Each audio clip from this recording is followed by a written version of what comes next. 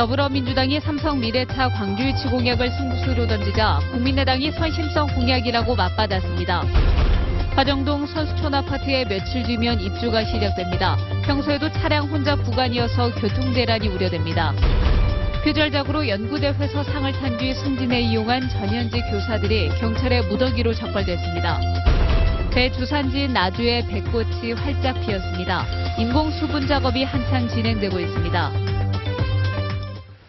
여러분 안녕하십니까. 더불어민주당 김종인 대표가 광주에서 승부수를 띄웠습니다. 야당 텃밭에서 수세에 몰리자 광주에 삼성 미래차 유치를 하겠다며 유권자들에게 러브콜을 보낸 건데요. 국민의당은 즉시 견제에 나섰습니다. 김인정 기자입니다.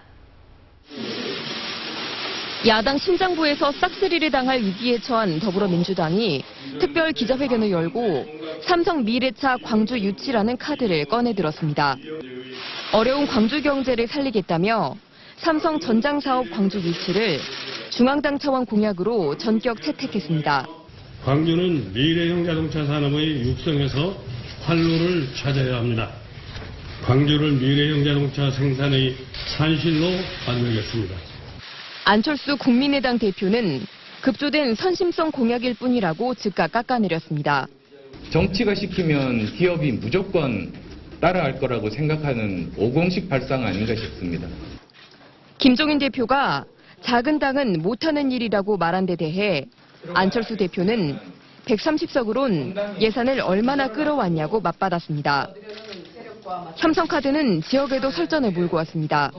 재벌에게 마음껏 특혜를 베풀면서 기업을 유치하겠다는 식의 발상을 특권 구조에서 특권 독식 구조 세상에서 많은 피해를 입고 있는 대다수 국민들이 쉽게 납득하지는 않을 겁니다. 사상에서는 그런 얘기를 할 수밖에 없을 것 같습니다. 그러나 광주가 원하고 이 청년들의 실업의 문제가 많은 이 광주에서 일자리가 있어야 청년이 살고 그래서 노인 문제도 해결되고 판을 뒤집으려는 쪽과 굳히려는 쪽의 양보 없는 기싸움이 선거일이 다가오며 한층 치열해지고 있습니다.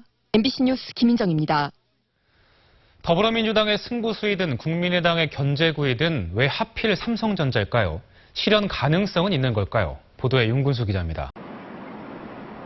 광주 제조업 생산의 17%를 차지하는 삼성전자 광주 사업장.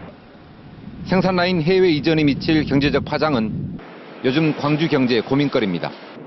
이런 사정을 모르지 않는 정치권이 선거 대목에 삼성카드를 빼들었습니다. 삼성전자 임원 출신의 양향자 후보와 광산의 지역구를 둔 권은희 후보가 앞다퉈서 삼성전자 관련 대책을 내놨던 것도 같은 맥락이었습니다. 광주시는 거절할 이유는 없다는 반응입니다. 이미 삼성 측에 전장산업 투자를 요청했지만 답변을 듣지 못한 상황에서 정치권이 나서주면 힘이 될 수도 있다는 판단입니다.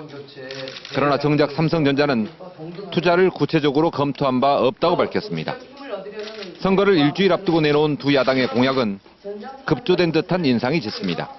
2만 개면 엄청난 겁니다. 한교에서. 거의 청년 일자리를 다 해소할 수 있는 수준입니다. 유망 중소기업 500개 이상을 유치하여 3만여 개의 일자리를 창출할 것입니다. 2만 개다, 3만 개다. 경쟁하듯 일자리 공약을 내놓은 양당이지만 이를 실현할 구체적인 방안은 내놓지 않았습니다. MBC 뉴스 윤근수입니다. 광주 북구가 후보 토론에서 더민주와 국민의당 공천 과정이 논쟁이 됐습니다. 옛 교도소 부지 활용 방안을 놓고는 이견을 보였습니다. 한신구 기자의 보도입니다. 더불어민주당 정준호 후보는 현역 교체 요구가 높았던 광주에서 국민의당의 공천은 거꾸로 갔다며 호남 고립과 광주 발전에 걸림돌이 될 거라고 압박했습니다. 광주에 있는 여러 현역 의원, 5명이나 되는 현역 의원을 데리시고 새 정치를 얘기를 하고 계십니다. 이 부분에 대해서는 좀 원어모순이 있는 것 같습니다. 국민의당 김경진 후보는 선거를 채 한 달도 남겨놓지 않은 상황에서 몇몇 후보를 전략 공천한 더민주에 대해서 지역민의 비판과 냉정한 평가가 뒤따르고 있다고 맞받아쳤습니다. 갑자기 선거 한 20 며칠 전에 광주에 내려왔다. 그리고 경선도 아니고 전략 공천으로 여기서 북구갑의 더불어민주당의 유력 정당의 후보로 나왔다. 북구의 현안 가운데 하나인 옛 광주 교도소 부지 활용 방안을 놓고는 전의 차이로 설전이 오가기도 했습니다. 농산물 첨가 도매 시장을 지금 교도소 자리로 신설해서 옮기면서 거기에 새롭게 지금 농산물 첨가 도매 시장을 먼저 들어서도록 하는 겁니다. 5.18 민주부지를 수학여행지라든지 이런 답사 코스로 주로 활용을 하면서 그 관문에 위치한 동광주 IC에 위치한 교도소 부지를 민주인권 컴플렉스로 활용을 해서 토론에 참가하지 않은 민중연합당 장세레나 후보는 박근혜 독재에 맞서 싸울 유일한 선명 야당에 힘을 실어달라고 호소했고, 무소속 박대 후보는 당이 문제가 아니라 사람이 문제라며 이제는 변화가 필요한 만큼 자신을 큰 인물로 키워달라고 강조했습니다. MBC 뉴스 한신구입니다. 광주 화정동 선수촌 아파트 인근 도로는 도로에 비해 차량 통행량이 많아 대표적인 혼잡 구간 가운데 하나죠. 그런데 이 아파트에 며칠 뒤부터 대규모 입주가 시작됩니다. 도로는 그대로인데 차량은 크게 늘면서 교통대란이 우려됩니다. 송정근 기자입니다. 화정동 선수촌 아파트 인근 도로입니다. 시교육청에서 화정역으로 가는 방향의 도로가 출근길 차량들로 꽉 막혀 있습니다. 주차장으로 변한 도로에 차량들이 불법 주정차돼 있어서 차선 한 개가 마비됐습니다.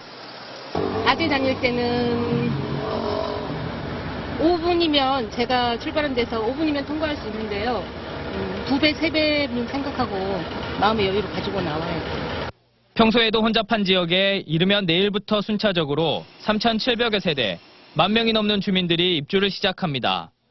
이로 인해 적어도 5,000대 이상의 차량이 늘 것으로 보여 극심한 교통 혼잡이 우려되고 있습니다. 지금 현재도 출퇴근 시에는 100m, 200m 정도 막히는데 앞으로 입주를 하게 된다면은 아마 차를 들고 다녀야 될 것 같다. 도로 구조도 문제입니다. 단지 내 도로는 5차로인데 주변 도로는 3, 4차로로 도로폭이 좁아지면서 병목 현상과 상습 정체가 예상됩니다.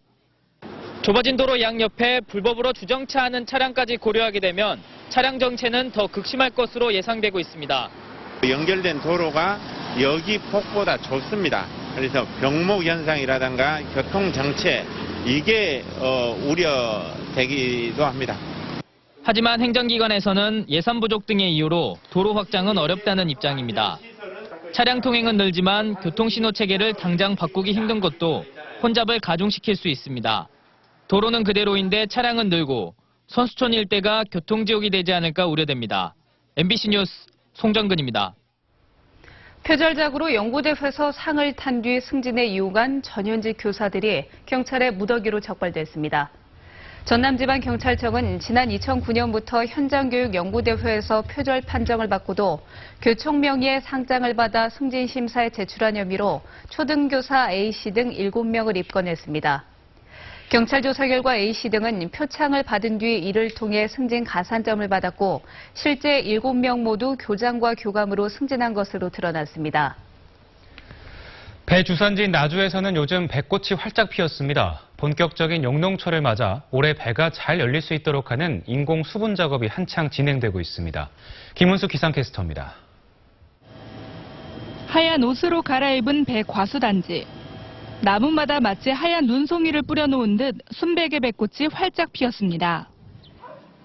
과수농가는 배꽃이 피어있는 동안 인공 수분 작업을 해야 하는 터라 가장 바쁜 시간을 보내고 있습니다. 직접 이렇게 나무에서 딴 그 나무로 꽃 수정을 하면 더 열매가 결실이 좋고 더 좋습니다. 지금 가장 적깁니다. 농약 사용 등 환경오염으로 벌과 나비가 자취를 감추면서 사람의 손으로 하는 인공수분은 이 시기에 빼놓을 수 없는 작업입니다. 사나흘에 불과한 기간에 작업을 마쳐야 하는데 일손이 부족해 농민들은 애를 먹고 있습니다. 게다가 낮에는 때이른 고온 현상에다가 일교차가 15도 이상 벌어지다 보니 냉해나 저온 피해도 우려됩니다. 냉해 적정 온도가 이하로 떨어졌을 경우 각 농가에 SMS 문자를 발송해서 위세 살수 장치를 통한 분사 등을 통해서 예방을 해오고 있습니다. 배꽃의 절정 시기는 이달 10일쯤이 되겠습니다. 본격적인 영농철을 맞아 과수재배 농가들의 손길이 빨라지고 있습니다. MBC 뉴스 김은수입니다.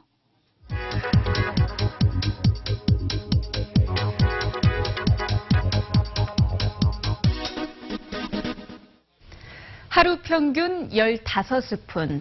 우리나라 국민 한 명당 하루 평균 섭취하는 설탕의 양입니다. 하루에 섭취하는 열량의 13% 정도를 설탕을 통해 얻고 있는데요. 이는 세계보건기구가 권장하는 비율 5%보다 2배 이상 높은 수치입니다. 설탕은 당뇨병 등 만성질환의 주범으로 잘 알려져 있습니다.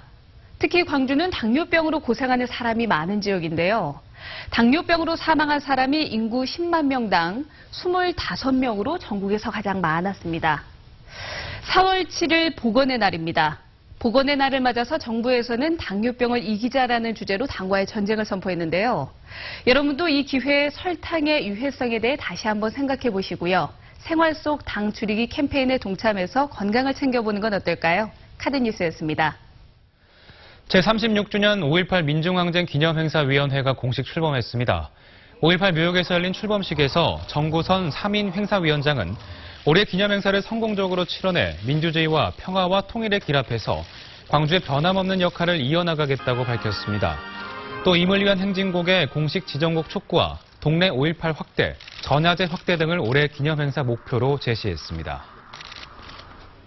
민주노총 광주본부가 내년도 최저임금을 시급 10,000원, 월급 기준으로는 209만 원으로 정하고 최저임금 투쟁에 돌입했습니다. 민주노총은 앞으로 4.13 총선과 5월 1일 노동절, 그리고 5.18 전국 노동자대회 등을 통해서 전국적인 투쟁의 불씨를 만들어가는 한편 6월에는 총파업 투쟁도 불사하겠다고 밝혔습니다. 광주 광산경찰서가 비아중학교 운동장에서 교직원과 학생 등 800여 명이 참가한 가운데 학교 폭력 없는 세상을 만들기 위한 풍선 날리기 행사를 진행했습니다. 학생들은 각자 소망을 적은 쪽지를 풍선에 매달아 하늘로 날리는 한편 인간띠를 만들어 협동을 통해 가까워지는 계기를 만들 것을 다짐했습니다.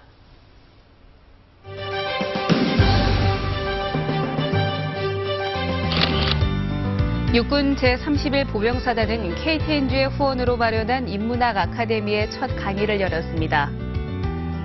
구례군이 아이들의 올바른 독서 습관과 창의력을 높이기 위해서 논술교실 운영을 시작했습니다. 나주시가 영산간변의 수산자원을 보호하고 불법 어업을 막기 위한 단속에 나섰습니다.